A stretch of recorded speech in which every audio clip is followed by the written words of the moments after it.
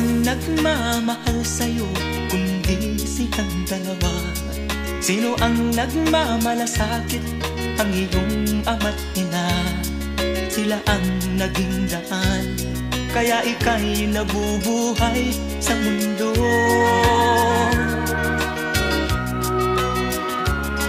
Ano man ang mangyari, hindi sila magbabago. Ang mga magulang mo'y laging nagmamahal sa'yo.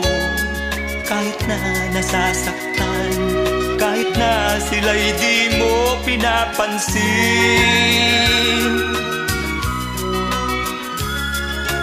Kung nalalaman mo lang mga hirap